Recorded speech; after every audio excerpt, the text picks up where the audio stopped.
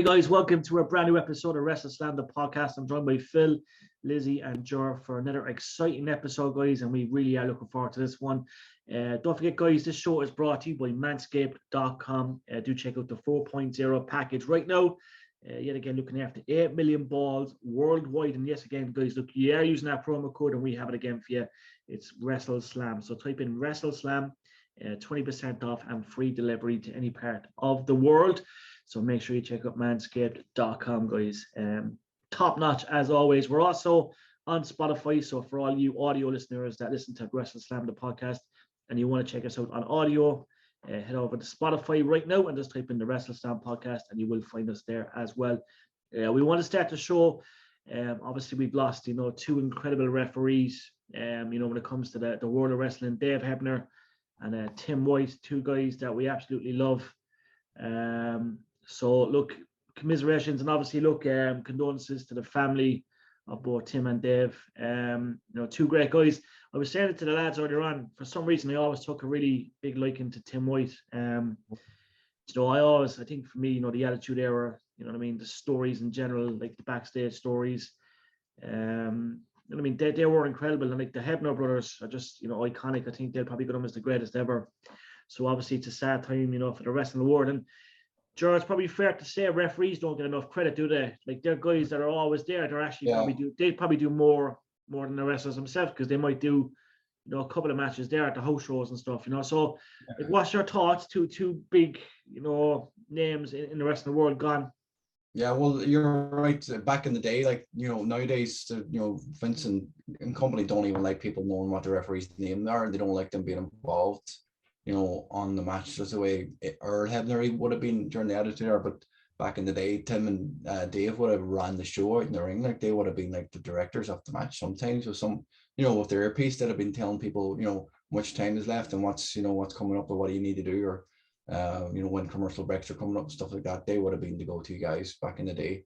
I've been asking for it for a long time now. Obviously, I don't have a say in the matter, but I think there should be a referee, segment in the Hall of Fame. Like there should be, there's so many referees out there. There should be a wing specifically for referees. Like there have been so many great referees over the years, and the likes of Tim and Dave Hebner have had some iconic moments as well. Like they're not performers, but they are performers. Back then they were performers. So if you go back to the twin magic before the Bellas even done it, Dave and Earl, that was one of the biggest things in the history of the business back then when they took the title off Andre, like straight away, they swapped it with DiBiase, and Tim White's relationship with Andre was massive. They were road buddies, like, and he looked after him, like, he took so much care of him before Andre passed away. And that documentary, was heartbreaking. We were watching Tim White talk about him, like, so. Yeah. It's a shame that they don't get the credit, after they've retired that they deserve. And I would just hope maybe this year they'll do something about it and get them in the Hall of Fame. Yeah, no, I might pop off an email to WWE HQ later on and just mention that. Obviously, look, everyone's going to do that, but you're right. They should really have a bigger input, because look, these guys are unreal.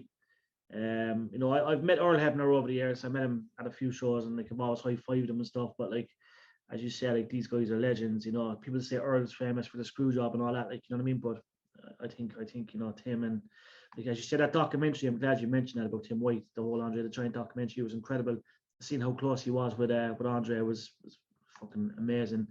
But unfortunately, we have lost two greats, and look, may they rest in peace. And you know what I mean? Hopefully down the road, there's something there where they, they get all the attributes and awards that they deserve. Now, guys, I'm going to go quickly to Slammiversary, given it's fresh. And there's so many things to talk about on the show. We're going to talk about Ric Flair, the return of Brock Lesnar, and a lot more. But yet again, we would like to congratulate Mike Bailey, the Ultimate X match. He's the X Division champion. So Mike Bailey, Speedball, when we had him on a while back, we spoke specifically about the belt. He absolutely loved it, and he came through. Phil, did you get a chance to watch? It was really good. The only thing I didn't like is that I felt was the match just that bit too short. It was. I think the first 5 minutes of it was all spots, and then it just kind of calmed down for a while before the finish. Yeah, it didn't help beforehand, I suppose, with Jack Evans being removed. No, it didn't. But I'd say Mike. I'd say from the start, Mike was probably he's probably the favorite to win it. Maybe. Definitely.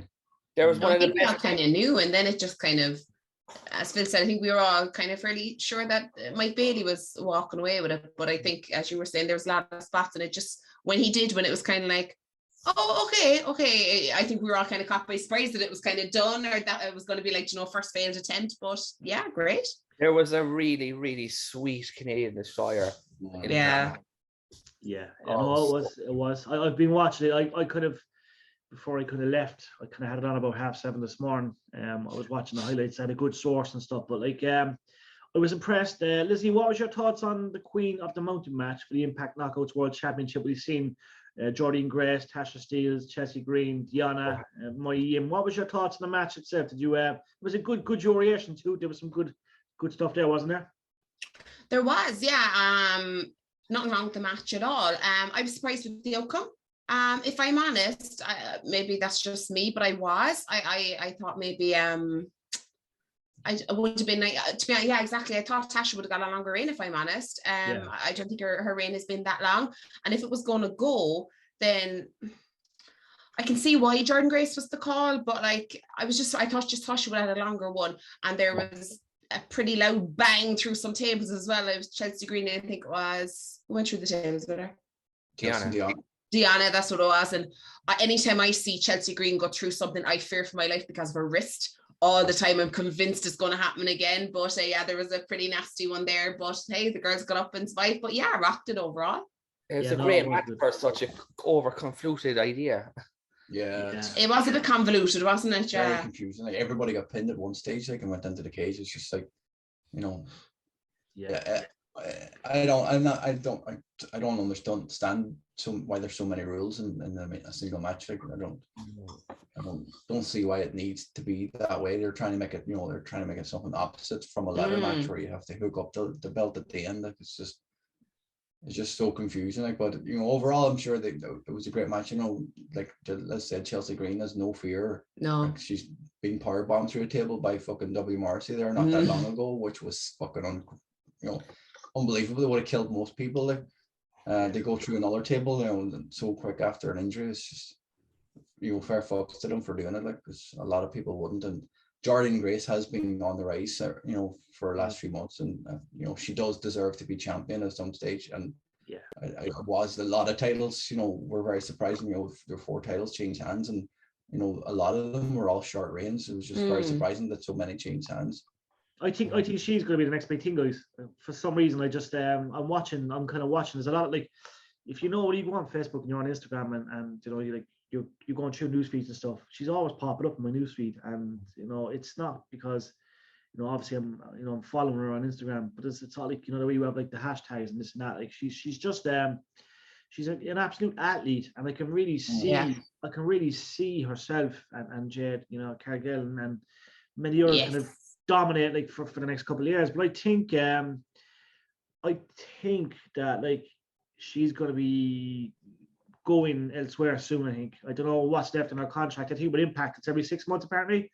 I don't know. I think she signed a 2-year one. So it's 2 years max, is it? Like I know they're very cautious with their contracts. It depends who it is. Like Mike Bailey there now could do 3 years. Yeah.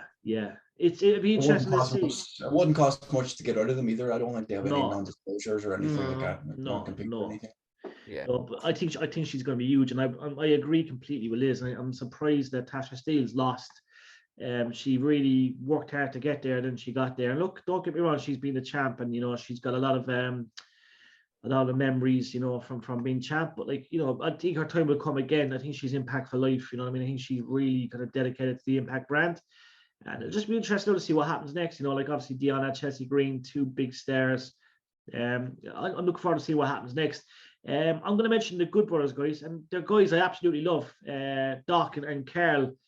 And yet again, I think they're very hard-working tag teams. They obviously come out victorious, guys, against the Briscoes, which was a great match. It was short, but I enjoyed it. I enjoyed the build-up to the match. Joe, what's your take on the boys? I think they're a fucking great tag team, aren't they? They really are. Yeah, I love them. It's hard not to love them. They're just fucking, they're just goofs. Like, you know, if you ever watch some of their own stuff that they do, Yeah. you know, it's hard not to laugh at them and, you know, and join in with them, like, you know. But again, that's another one. Like, the Briscoes only won the titles, you know, a few short weeks ago, like, and they lost them already. So I was surprised that they lost. But again, we don't know what the Briscoes situation is with their contracts. I don't know if they're under contract. Are they, Phil, or do you know that? They probably do a short one. But in saying that, the boys' contract's up in 3 weeks' time. Yeah, I thought they would be Good going for Forbidden Door, like, you know, and maybe sign with AEW since their contracts are coming up. So it's a strange one that they won. They might have re-signed them. Well, they'll never go back to WWE. I think we're all in agreement. No. We'll never see. So, but like, they're so connected with New Japan, and you know, they've got their buddies in the AEW. It's a surprise that they're not involved in some angle within the Forbidden Door pay-per-view. Like, you know, even just thrown into a tag team, you know, Fatal 4 or something, just for the hell of it. Maybe they'll drop the titles quick again, and they'll turn up with Kenny Omega on his return. Yeah, maybe. Yeah, America's Most Wanted, they're coming back. Yes, I love it. Obviously, guys, Sammy Callahan defeated Moose, which was an interesting match. I'm not surprised, and I am surprised. Rosemary, Tia Valkyrie defeated the Influence. I think that match there is actually to set up Deonna and Chelsea Green to dethrone them. Yeah, I think so too. I think you're onto something. I think Lizzie likes that. You like the sounds of that, Lizzie? Sounds like I do. Yeah. I like the sound of that match, to be honest with. Peter Brian Myers. This is why I love the show. That's why I love the show. Shark Boy, obviously, he won the reverse battle royal. The biggest news of the whole thing was AJ Styles. So Phil, for the people that haven't seen it, right, because obviously I've seen it trending, right, and sometimes you see stuff trending, right, you watch it and you're like, right, was he there? Was he on camera? Did he do a segment? So just tell the people of WrestleSlam podcast, the followers, what actually happened. I suppose it was a 2-minute clip, which is way more than I was expecting, but a clip came on with a guy walking behind a chair, and I was watching my brother, I was like, that's fucking AJ Styles, and it was just we've talked about before. I've said it before on the show about them just giving a 30-second clip of him just talking. Yeah. No, it was just a special moment for him. Yeah, no, it's Lizzie's got off camera, right? Lizzie's fucking. This is why I love the show. She had a big massive burp stuck, so she had to get it out. This is why we love the show. This is why we love the show. I'm all right. I get to the reaches, and I get like these huge like reaches trapped, and I was like, oh my god, it's gonna be really, really loud. I'm gonna have to mute and go because I knew it. We're learning so much on the show tonight, aren't we? We can cut that out. We can cut that out. But yet again, main event, guys, the singles match, which was a great match in my opinion. Josh Alexander defeated Eric Young to remain champ. So it's probably fair to say, guys, that Josh Alexander is the face of the company. Rightly so. He's incredible journey. Yeah, he was always going to win that match. I said it a few weeks ago, like when it was announced, I wasn't really sure why Eric Young was in the match in the first place. I thought there was other people that could have been in there ahead of him, like. But obviously, like, you know, who would you put in there, Jar? So, like, when you look at Eric Young now, right, is it just more of a respect thing? He's been in the company so long. I'd say it is more of a respect, the TNA originals and all this stuff. Go back. Somebody's been there for a long time, and you came back to the company. Like, there's a lot of young talent there that were in the X Division match that could have done with, having a main event spot, not to win it, but just to be in the main event. There's plenty of people they could have thrown into the X Division just to build up the numbers. But if you throw in somebody like Trey Miguel or fucking Ace Austin, like, I know he was the X Division champion, but I think Ace Austin is a future Impact champion. Like, if he stays there, like, he's got everything. He's not as big as everybody else, but he's got that cocky, dipshit heel that could really piss off the audience enough to actually make people tune in to try and watch him lose. Just get natural heat. Yeah, no, definitely I agree. And like, we obviously seen the Impact originals, guys, and Nick Aldis was there. So people that are wrestling fans probably didn't know that, but obviously Nick Aldis was there.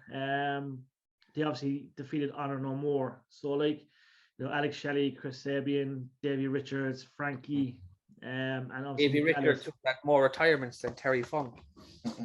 Yeah, and what Davey's quite young. Like, that's the thing. Like, it's mad. He's not 40 yet, I'd say. I'd say he's only in his late 30s, I'd say. Yeah, he's 39, I think. Yeah. And like, he's got. Well, it was like every promotion was featured except for WWE inside that match. If you look it through all Impact, AEW, and NWA, and obviously Ring of Honor. We're all, there's so many people involved in MLW, yeah. So many MLW as well. Yeah, there's so many promotions involved in that match. But Yeah. plus, you had AJ Styles and Yeah. and Kurt Angle. No, he's not officially Staying with them. WWE, but they're all like had their. So the whole pay-per-view was like every promotion was involved somewhere in that pay-per-view. Actually, some sort of history-making pay-per-view if you look at it. Mm. Yeah, no, it was definitely. Also, as well, just on that, we have the retirement of Brian Hebner. That's his last show. That was a nice little thing with Earl. Actually, that was a nice. Yeah, no, he's a legend. And as again, look, it's sad. I think Earl's going to feel it more than anyone. There's no doubt about it. Like, so, I mean, it's not a nice thing to go through, I'd say. So look, as you say, we send our condolences to Earl as well, obviously, on that big loss. We have to switch to WWE, guys. And if I may say, I am surprised Brock Lesnar's back. Now, when I look at what's happened in the business the last week or two, you know what I mean? I'm not so surprised, but I am surprised he's back. So yet again, we're getting a match: Lesnar versus Reigns again. Probably their 42nd match in the last 4 years. But look, I'm kind of happy Brock's back. Look, I like the way he's repackaged himself. I do like the Brock of now. He's taking the losses for the business. He seems to be, doing pretty much everything for the business and the fans. But Lizzie, what's your thoughts on Lesnar coming back? We know there's been a lot of injuries. There's been a lot of shit happening. Vince McMahon's in the spotlight, and we'll come to that in a second, Vince McMahon. But what's your thoughts on Lesnar coming back? There's no doubt he's back faster than he intended to be. But it's kind of like he's almost become in the case of emergency break glass that Taker was before, or John Cena was coming towards the end of his run, he's kind of stepped into that position, I suppose, whether willingly or unwillingly. But obviously Roman Reigns is taking all of this time off. Brock has a similar contract, but you can't really change any of Roman's plans now. So the obvious choice is to pull Brock back earlier. But it's their own fault, though. They've backed themselves into a corner because they haven't built absolutely anybody else up. And you'll see that anybody who takes on Roman Reigns has been cheered like no one's child. You know what I mean? They are so over. Anyone who faces Roman Reigns is just so over because they want to cheer for anybody. Just anybody, not these faces. We still love Roman Reigns and everything he stands for. And Brock is going to be, of course, Brock is Brock. He's always going to be cheered, but he's going to be cheered even more now because just anybody, it's nice to have Brock back, but I'm worried that it's kind of, as you said, it's like the 11 billionth time that we've seen it. So it's kind of, it's a little stale, it's great to see Brock back, but I think we're all kind of like, I was rooting so much for Riddle. He was just like, they were just like anybody, they wanted anyone to win and they chatted to you Riddle. And it was a great match, and I just kind of felt for him a little bit. He was not winning, but if he did, the place would have erupted. Definitely. Phil, not looking too far ahead, right? But we know obviously Brock's going to fight Reigns at SummerSlam. Does he beat him at SummerSlam? I think Seth Rollins wins Money in the Bank and wins the title. No way. Yeah. No. Brock's winning Money in the Bank. He's going to cash it in on Rome and he's going to win. And there's going to be Drew and Brock at Clash at the Castle. So Drew finally gets his pop of a title in front of a crowd against Brock Lesnar. Boom. Yeah. No, I love it. I just think long-term storytelling has Cody Rhodes and Rollins. Yeah, I know. It all depends. They need to split up the titles. I'm sorry. Exactly. They need 2 titles. This is just bullshit. They already admitted they fucked up with giving Reigns both titles and realizing he was going to take this much time off. Like it's just. But who'd you give it to? Whoever wins the Money in the Bank can cash in on one of the titles. That's what the rules should be. That's what they're doing. Yeah, that's what they're going to do. That's what they need to do. Like, and let whoever, Roman or Brock or whoever has, keep one of the titles, and somebody cashes in and gets the other one. Brock can win one title and go off to face Drew. Castlemania, as they're calling it now in the locals in Cardiff, they're calling it Castlemania. And Seth can go off and win the other title, and Cody come back at Royal Rumble, win Royal Rumble, go off face Seth at WrestleMania and win the title. Drew will be champion until. I love it. What about Roman and The Rock then? Roman and Rock doesn't need to be a championship match. Exactly. No, I think we're onto something there. I think all scenarios are perfect. And guys, look, we have to mention Elias. Elias is back tonight, for one last time.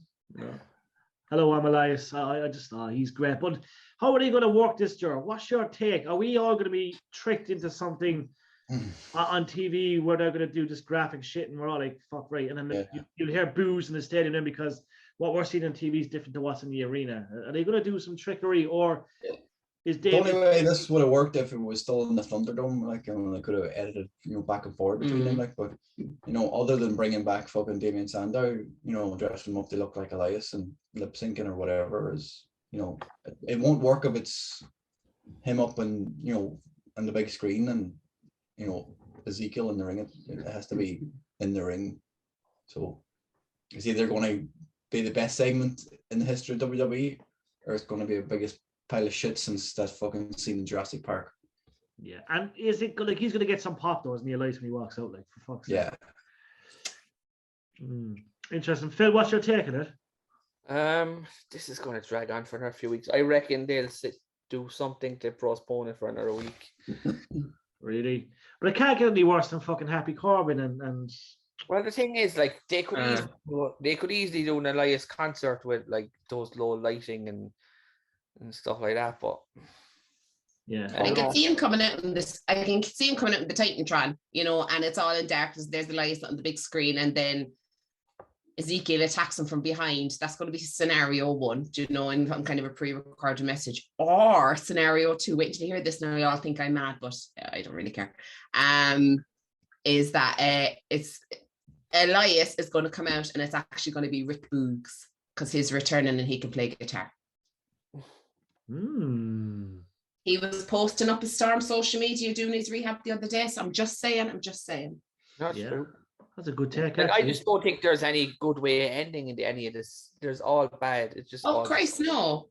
Regardless, it's going to be a shitstorm. But are we all in agreement though that Elias is done? The name, or is he going to come back as Elias? Well, you could never say he's done. I don't know. I don't know how far they can go with this story. Like, once Kevin Owens out of the picture, it won't work. Yeah, and he'll be able to picture. That's going to happen very soon. Yeah, they have he's to end carrying it. They can't keep dragging this shit on. Like, you mentioned Happy Corbin there with Madcap Moss. Like, they're going to look like Happy Corbin and Pat McAfee are going to have a match at SummerSlam now. Fucking horrible, lads. That's so horrible, I swear. Right, I'm going to mention something quickly, right? We want to give a big shout out to 32 Red Guys. Something that we normally do outside of the show, but we might have a little chat about, like, odds of who's going to win a Royal Rumble or something like that. But just the latest odds on Forbidden Door, guys, right? So these are the early betting odds for New Japan Pro Wrestling, All Elite Wrestling, Forbidden Door. So Moxley's the favorite to win his match. Okay. Miro is the favorite to win the Atlantic Championship 4-way match with Pac, Malachi Black, Pento,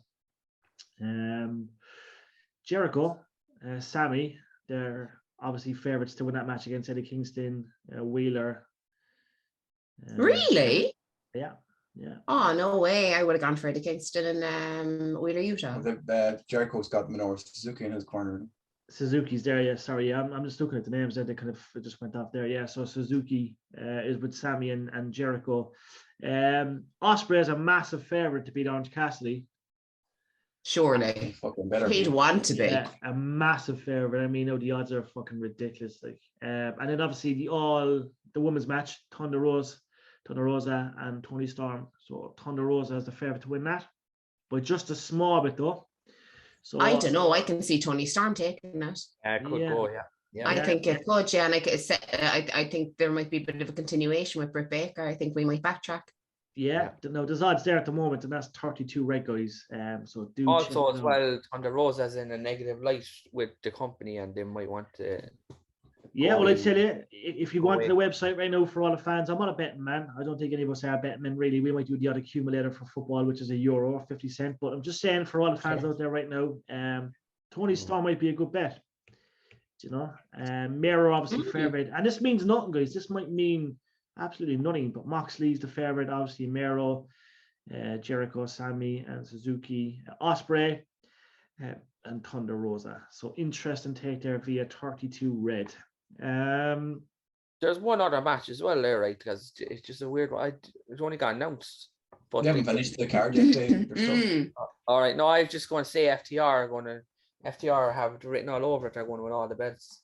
Yeah. I hope so. They're easily one of the greatest tag teams of all time. And I actually said that this is bizarre, but I'm gonna get up a little snippet of me saying that to them at WrestleMania.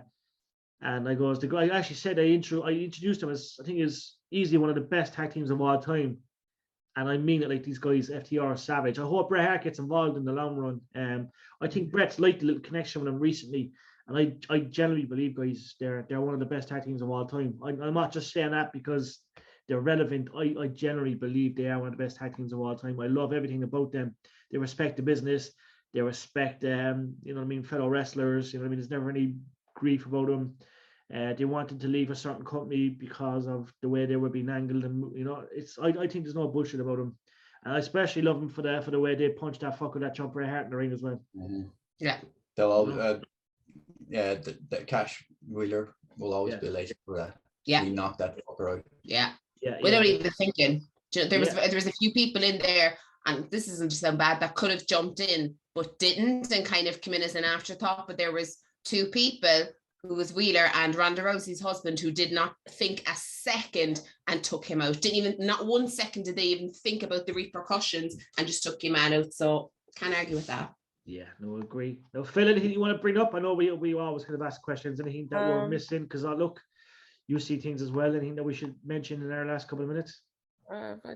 No, I think we've covered pretty much everything this week. Like there was not, besides Slammiversary was obviously the huge topic.